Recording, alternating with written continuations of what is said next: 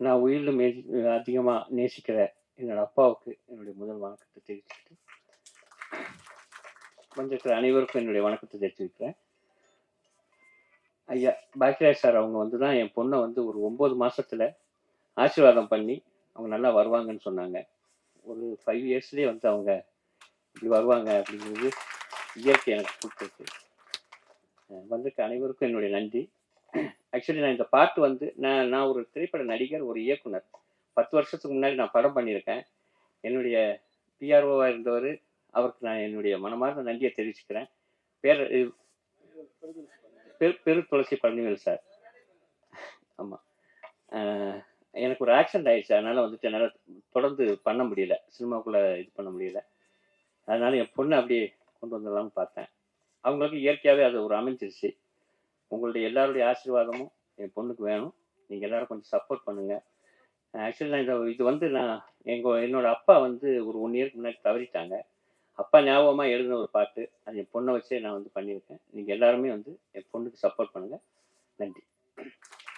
திரு பேரரசு sir அவர்களுக்கும் மற்றும் மேடையில் அமர்ந்திருக்கும் எங்களுடைய சக கலைஞர்களுக்கும், மேடைக்கு முன்னால் அமர்ந்திருக்கும் பத்திரிகை, தொலைக்காட்சி, சோசியல் மீடியா உங்கள் அனைவருக்கும் என்னுடைய 3வது வணக்கம்.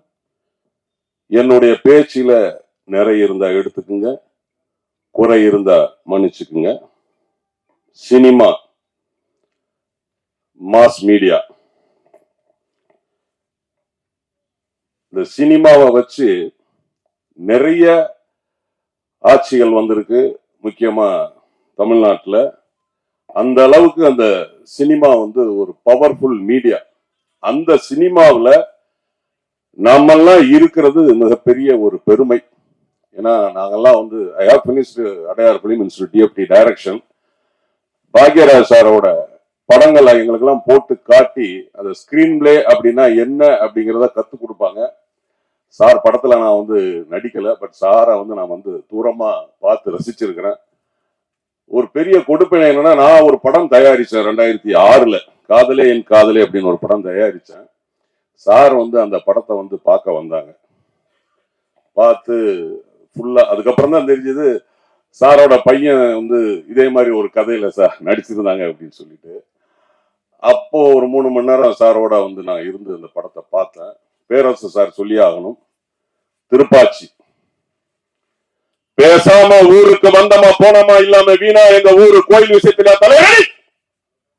எங்க ஆத்தாளுக்கு ஒரு ஆளை வெட்டுறது ஒண்ணுதான், 10 ஆளை வெட்டுறது ஒண்ணுதான். டேய் புடிச்சு கெட்டுங்கடா அப்படின்னு அந்த வசனம் பேசினேன். திருப்பாச்சிக்கு அப்புறம் தான் நான் நிறைய படங்கள் நான் நடிச்சேன். என்னுடைய முதல் படம் வந்து ரமணா. கேப்டன் அவர்களால் அறிமுகப்படுத்தப்பட்டு இன்றைக்கு தமிழ், தெலுங்கு, மலையாளம், கன்னடம், இந்தி ஆகிய 5 மொழிகளிலும் ஒரு 247 படம் பண்ணியிருக்கிறேன். ஒரு 54 சீரியல் நடிச்சிருக்கிறேன். பேரரசு சாரோட அந்த திருப்பாச்சிக்கு அப்புறம் தான் நான் நிறைய படங்கள் நடித்தேன். அவருக்கு ஸ்பெஷலாக ஒரு தேங்க்ஸு.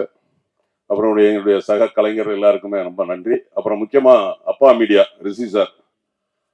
இந்த அப்பா மீடியாவில் நான் நிகழ்ச்சி ஒன்று தொகுத்து வழங்கிட்டு இருக்கிறேன். திரை விமர்சனம், உள்ளது உள்ளபடி சொன்னது சொன்னபடி அப்படின்னு சொல்லிட்டு ஒரு திரை விமர்சனம் பண்ணிட்டு இருக்கிறோம். அது யாருக்கும் எந்த ஒரு பாதிப்பும் இல்லாம அந்த நிகழ்ச்சி போய்கிட்டு இருக்கு. ஏன்னா சார் கூட எனக்கு கூப்பிட்டு அழகா வந்து சொன்னார், இல்லை இந்த மாதிரி தாங்க இந்த சினிமா விமர்சனம் பண்ணணும். ஏன்னா நம்மெல்லாம் இந்த தொழில இருக்கிறோம், அது நெகட்டிவா இருந்தா கூட அதை வந்து சூசகமா நாசுக்கா அதை வந்து நீங்க வந்து சொல்லணும் அப்படின்லாம் எனக்கு வந்து சார் வந்து சொல்லியிருக்கிறார். ஏன்னா மிக திறமையான ஆள் சார். வந்து 10 வருஷம் 15 வருஷம் முன்னாடியே படம் பண்ணியிருக்கிறாங்க ரிஷி சார்.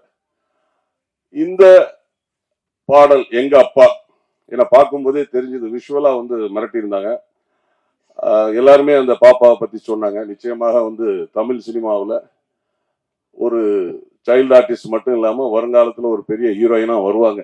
அத்தனை அம்சங்களும் அவங்களுக்கு இருக்கு. ஏன்னா நம்மளாலாம் முடியாது. இவ்வளவு படம் நடிச்சிருக்கோம். ஒரு பாடல்ல வந்து நம்ம லிப்சிங் எல்லாம் நம்மகிட்டலாம் கொடுத்தா, நான் ஒரு பாட்டு ஒன்று பாடினேன் ஒரு 2 நாள்ல நைட்டு. அந்த மாஸ்டர், டான்ஸ் மாஸ்டர் வந்து ஒரு வழி ஆயிட்டாரு. நமக்குலாம் அவ்வளவு கஷ்டமா இருந்தது அந்த லிப்பை பிடிக்கிறது. ஏன்னா வசனம் பேசிடலாம், ஈஸியா வசனம் பேசிடலாம், ரியாக்ஷன் கொடுத்துடலாம். அந்த பாடலுக்கு வந்து அந்த லிப்பு கொடுக்கறது, அந்த டான்ஸ் ஆடுறதுங்கிறதுலாம் ரொம்ப கஷ்டமான விஷயம். ஏன்னா அது பாக்யராஜ் சாருக்கு நல்லாவே தெரியும். அது ரொம்ப ரொம்ப ரொம்ப கஷ்டமான விஷயம். இந்த வயசுல அவங்க வந்து கரெக்டா வந்து லிப்சிங் கொடுத்து அந்த பாடி லாங்குவேஜ் அதெல்லாம் வந்து மிகப்பெரிய விஷயம். பாப்பா சல்யூட் பாப்பா, அவனுக்கு ஆல் தி பெஸ்ட். அப்புறம் அப்பா, அது சார் சொன்னாங்க அப்பாவுக்கு வந்து டெபியூட் அப்படின்னு. உண்மையிலே வந்து தமிழ்ல ஒரு உன்னதமான ஒரு சொல் அப்படின்னு கேட்டீங்கன்னா அது அப்பா தான். அம்மாவோட அன்பு தெரியும் எல்லாருக்குமே, அப்பாவோட தியாகம் தெரியாது. அம்மாவோட கண்ணீர் எல்லாருக்குமே தெரியும், அப்பாவோட வேர்வை யாருக்குமே தெரியாது. அம்மா கொடுக்கிற முத்தம் எல்லாருக்குமே தெரியும், ஆனா அப்பாவோட கஷ்டம் துயரம் வந்து தெரியாது. ஒரே ஒரு சின்ன உதாரணம், என்ன மைக்க கொடுத்தீங்கன்னா நான் மணிக்கணக்கில் பேசுவேன். ஒரு சின்ன உதாரணம் மட்டும் சொல்லி, நிறைய பேர்லாம் இருக்கிறாங்க. ஒரு சின்ன உதாரணம் மட்டும் நான் வந்து சொல்லிக்கிறேன். அப்பா அப்படிங்கிறது வந்து எவ்வளவு ஒரு பெரிய வேல்யூபிளான ஒரு இது அப்படிங்கிறது. அலெக்சாண்டர் உங்களுக்கே தெரியும், மிகப்பெரிய ஒரு போர் வீரர். பாரசீக மன்னனை எதிர்த்து போய் போர் செய்யும் போது அவருக்கு வந்துட்டு ஜுரம் வந்துருது, காய்ச்சல் வந்துருது. அப்போ அந்த பாரசீக மன்னனுடைய வைத்தியர் வந்து இவருக்கு வந்து வைத்தியம் பார்க்க வர்றாரு. வைத்தியம் பார்த்துட்டு ஒரு மருந்து அவருக்கு கொடுக்க போகிறாரு. அப்போ வந்து ஒரு படை வீரன் குதிரையில வேகமா வந்து ஒரு ஓலையை கொடுக்கிறாரு. அந்த ஓலையில பிரிச்சு பார்த்தா, எதிரி நாட்டுல உள்ளவங்க எது கொடுத்தாலும் சாப்பிடாதீங்க அப்படின்னு அந்த ஓலையில எழுதி இருக்கு. இவர் அத படிச்சுக்கிட்டு இருக்கும் போதே அந்த மருந்து கேட்கிறாரு, உங்க பேர் என்னன்னு கேட்கிறாரு அந்த வைத்தியத்தை. பிலிப் அப்படிங்கிறாப்ல. அந்த மருந்தை வாங்கி குடிச்சிடுறாரு. குடிச்சிட்டதுக்கு அப்புறம் அந்த ஓலையை படிச்சு பாக்குறாரு. அதுக்கப்புறம் வந்து எல்லாம் கேட்கறாங்க என்ன எழுதிருக்கு அப்படின்னு. இந்த மாதிரி எதிரி நாட்டுல உள்ளவங்க வந்து எதுவும் கொடுத்தா வந்து சாப்பிடாதீங்கன்றிருக்கு, ஆனா நான் அதை வந்து மருந்தை சாப்பிட்டுட்டேன் அப்படின்னு. ஏன் அப்படின்னு கேட்கிறாங்க. எங்க அப்பா பேரும் பிலிப்பு தான், அதனால பிலிப்புங்கிறவங்க தப்பு செய்ய மாட்டாங்க அப்படிங்கிறது. அது அது அந்த அப்பாவுக்கு அந்த பேருக்கு எவ்வளவு விஷயங்கள் இருக்கு பாருங்க.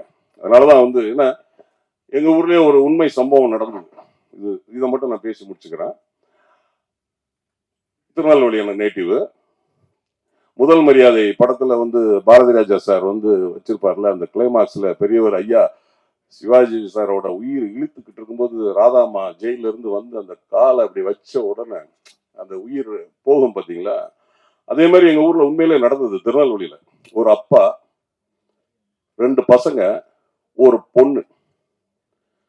அவர் இறக்கும் தருவாயில வந்து பொண்ணு வந்து சண்டை போட்டு அண்ணாமார்கிட்ட சண்டை போட்டுட்டு போயிட்டாங்க. ஏன்னா சொத்து பிரிக்கும் போது சொத்து பிரிச்சதை நகை பிரிக்கும் போது நகையை கொடுக்கல.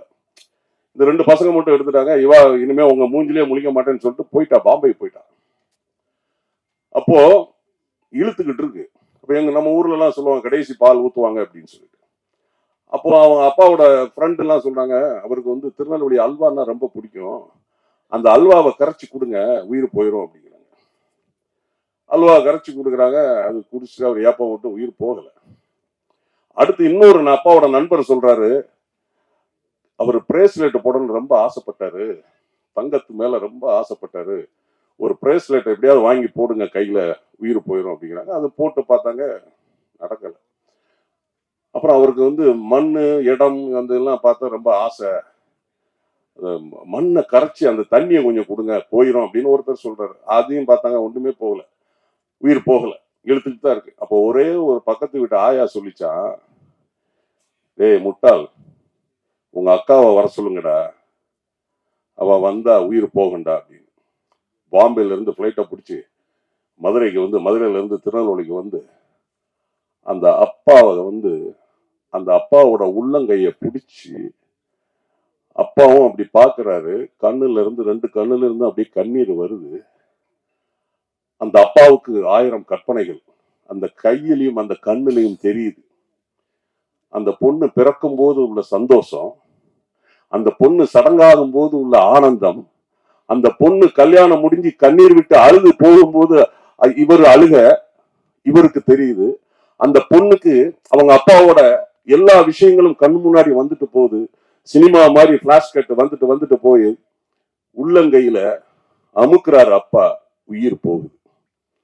அந்த உள்ளங்கையில அவ்வளவு 1000 விஷயங்கள் இருக்கு. அதான் அப்பா, தட் இஸ் அப்பா. இந்த லக்ஷனாவுக்கு அப்படி ஒரு அப்பா வந்து கிடைச்சிருக்கிறாரு ரிஷி. தான் வராத சினிமாவில், தான் சாதிக்க முடியாத சினிமாவை தன் பொண்ணு சாதிக்கணும்னு நினைக்கிறாங்க. மிகப்பெரிய விஷயம். ஏன்னா நம்ம எல்லாம் சினிமாவில் இருக்கிறதுக்கு வந்து பெரிய கொடுப்பனை. நம்ம முதல்ல சொல்லியிருக்கணும், சிவனுடைய பார்வை இல்லைன்னா நம்ம எல்லாம் அரிதாரம் பூசிருக்க முடியாது. நம்ம எல்லாம் சிவனோட பிள்ளைகள். மேக்கப் போடுற ஒவ்வொருத்தருமே சிவனோட பிள்ளைகள். கடைக்கன் பார்வை இல்லைன்னா நம்ம எல்லாம் மேக்கப் போட முடியாது, அரிதாரம் பூச முடியாது. ஒரு எஸ்பியோ, ஒரு கலெக்டரோ, ஒரு ஹையர் ஆபீசரோ ரோட்ல போனா தெரியாது. சினிமா நடிகர் நம்ம ரோட்ல போனா தெரியும். அது நமக்கு பெரிய ஒரு கொடுப்பினை. அந்த சினிமா நமக்கு கொடுத்திருக்கு. இந்த ஆல்பத்துக்கு இசையமைத்த நம்மளுடைய சந்தோஷ் சாய் அவர்களுக்கும், அப்புறம் வந்துட்டு ரெஜி கணேஷ் ஒளிப்பதிவு அருமையா பண்ணியிருக்கிறாங்க அவர்களுக்கும், பாடிய சூப்பர் சிங்கர் பிரியங்கா அவர்களுக்கும், இயக்கிய திரு ரிஷி அவர்களுக்கும், முக்கியமாக இந்த பாடலில் நடித்த லக்ஷனா ரிஷி அவர்களுக்கும் என்னுடைய வாழ்த்துக்கள். என்னுடைய பேச்சுல நிறைய இருந்தா எடுத்துக்கங்க, குறை இருந்தா மன்னிச்சுக்கங்க. நன்றி, வணக்கம். ஒன்னே ஒண்ணு மட்டும் நான் சொல்லி முடிச்சுக்கிறேன். எங்க ஐயா பேரரசு சார் எல்லாமே கரெக்டா சொல்லுவாரு, செய்வாரு. எங்க தலைவருக்காக ஒரு பாட்டு எழுதினார். வந்துட்டாரு வந்துட்டாரு வாத்தியாரு வந்துட்டாரு, பட்டாபிஷேகம் பட்டாபிஷேகம் நாளைக்கு உனக்கு இருக்குன்னு எழுதியிருந்தாரு. ஆனா அது நடக்கல. ஒரு வருத்தம். நன்றி, வாய்ப்புக்கு நன்றி. பேச்சுல நிறைய இருந்தா எடுத்துக்கங்க, குறை இருந்தா மன்னிச்சுக்கங்க. வணக்கம். வருகை தந்து சிறப்பு சேர்த்திருக்கின்ற மதிப்புக்கு மரியாதைக்கு உரிய எங்கள் இயக்குனர் திரு பாக்யராஜ் சார் அவர்களுக்கு என்னுடைய வணக்கத்தை தெரிவிச்சுக்கிறேன். அதே போல என்னை திருப்பாச்சி திரைப்படத்தின் மூலம் என் வாழ்க்கையில் திருப்புமுனை ஏற்படுத்தி தந்த மதிப்புக்கு மரியாதைக்கு உரிய என் ஆசான் திரு ஐயா பேரரசு அவர்களையும் நான் வணங்கி வரவேற்கின்றேன். இந்த அப்பா மீடியா தயாரித்த எங்க அப்பா இந்த வீடியோ சாங் பார்த்துருப்பீங்க, எல்லாம் பார்த்தீங்க. அந்த பாப்பாவோட பெர்ஃபார்மன்ஸ் பார்த்துருக்கீங்க. நமது திரையுலகிற்கு ஒரு அற்புதமான ஒரு சுட்டி குழந்தை, ஒரு சைல்டு ஆர்டிஸ்ட் கிடைச்சிருக்காங்கன்னு நினைக்கும் போது உண்மையில ரொம்ப சந்தோஷமா இருக்கு, ரொம்ப பெருமையா இருக்கு. நீங்க காசு பணம் எதுவும் கொடுக்க வேண்டாம், அந்த பாப்பாவுக்கு வாழ்த்துதல் சொல்லி அவங்கள உற்சாகப்படுத்துங்க அப்படின்னு சொல்லி கேட்டுக்கிட்டு, நீங்க வருகை தந்து சிறப்பு சேர்த்துக்கிற அத்தனை பெரியவங்களுக்கும் என்னோட மனமார்ந்த நன்றி தெரிவிச்சுக்கிட்டு, இந்த வாய்ப்பை கொடுத்ததுக்கு நன்றி தெரிவித்து விடைபெறுகின்றேன். நன்றி, வணக்கம். அடுத்ததாக நடிகர் பாவா லட்சுமணன் அவர்களை. அவர் எனக்கு வந்து ஒரு சமீப காலமாக பழக்கமானார். அப்போ எங்கள் சேனலுக்கு நிறைய பேர் பேட்டி எடுக்கிறனாரு. நான் நிறையா நம்ம நடிகர்லாம் வந்து பேட்டி எடுக்கும்போது கூப்பிட்டேன். எல்லா பேரும் பேட்டி கொடுத்தாங்க. அவங்களும் எல்லாம் ஆர்வம் பார்த்தாங்க. இந்த லக்ஷனா ரிஷி மென்மேலும் வளர என்னுடைய வாழ்த்துக்கள். இந்தியாவிலேயே தலை சிறந்த ஸ்க்ரீன்ல ரைட்டர், சிறந்த இயக்குனர் பாக்யராஜ் சாரை நான் வணங்குறேன். காதல் படமே நடிச்சுட்டு இருந்த நம்ம இளைய தளபதி விஜய மிகப்பெரிய ஒரு மாசு ஹீரோவாக்குன எங்க பேரரசாரையும் வணங்குறேன். மேடையில் அமர்ந்திருக்க அனைவரையும், சக நடிகர்களையும் வணங்குறேன். மீடியாக்கள், இளையதங்கள் அனைவருக்கும் என்னுடைய வணக்கம். இப்ப பார்த்த பாபா லட்சுமணன் சார் மூலியமா தான் எனக்கு ரிஷி சார் பழக்கமானாரு. நாங்கள் ஒன்றும் இல்லை, சக நடிகர்கள் நாங்கள் எப்பவுமே ரொம்ப அண்டர்ஸ்டாண்டியாக இருப்போம். எந்த படம் நடிக்க போனாலும் ஒருத்தருக்கு ஒருத்தர் அந்த படங்கள், இயக்குநர்கள் அட்ரஸ் எல்லாம் அப்போ இருந்தே கொடுக்கறது பழக்கம். அதே போல தான் இப்போ இளையதளங்கள்லையும் இப்போ நிறையா இன்டர்வியூ கூப்பிட்டா கூட நாங்கள் என்ன பண்ணுவோம், வடிவேல் குறிப்பு, விவேக் குறிப்புலாம் கிடையாதுங்க. நம்ம நண்பர்கள் எத்தனை பேர் இருக்காங்க, 20 பேர் இருக்காங்க, 20 பேருடைய கான்டாக்ட் நம்பர் கொடுத்துருவோம். அப்படிதான் வந்து இந்த மீடியாவில் வந்து பாபா மூலியமா எனக்கு அறிவு பண்ணார் ரிஷி சார். அப்படி கொடுத்தா அதில் தான் இவ்வளோ பேர் வந்து இதில் இன்டர்வியூ கொடுக்கறதுக்கு வாய்ப்பு கிடைச்சிது. அப்போ தான் இந்த ஆல்பம் சாங்கை பற்றி சொன்னார். இது மாதிரி பாப்பாவுக்கு ஒரு ஆல்பம் சாங் எடுக்கணும்னு எடுத்து வந்தாங்க, போட்டு பார்த்தோம்.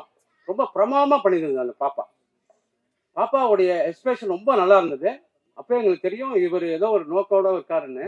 அப்புறம் அவர் சொன்னார், என்னுடைய கனவு பழிக்காமல் போயிடுச்சு, அதனால என்னுடைய மகளை வந்து பெரிய லெவல் கொண்டு வரணும். அதுக்காக அவர் ரொம்ப மெனக்கெட்டார். நல்ல கேமராமேன், நல்ல எடிட்டரு, நல்ல தொழில்நுட்ப கலைஞர்கள், மேக்கிங், எடிட்டிங் எல்லாருமே சிறப்பான ஆளுகளை சூஸ் பண்ணி பிரமாதமாக பண்ணி இந்த சாங்கை வந்து கொண்டு வந்திருக்காரு. அவர் மேலே மேலே வளரணும். இன்னும் நிறையா படங்களில் அவர் பண்ணணும். நிறைய ஷார்ட் ஃபிலிம் பண்ண போகிறாரு. நிறையா இன்னும் அடுத்தடுத்து ஆல்பம் பண்ணணும். அந்த ரக்ஷனா வந்து மேல மேல நல்ல உயரத்துக்கு டாப் லெவல்ல அவங்க அப்பாவோட பேரு மட்டும் இல்ல நம்ம தமிழ் இண்டஸ்ட்ரியில உயர்ந்த ஒரு கதாநாயகி அந்தஸ்துக்கு உயர்ந்து வரணும்னு எல்லா வல்ல இறைவனை வேண்டிக்கிறேன். நன்றி.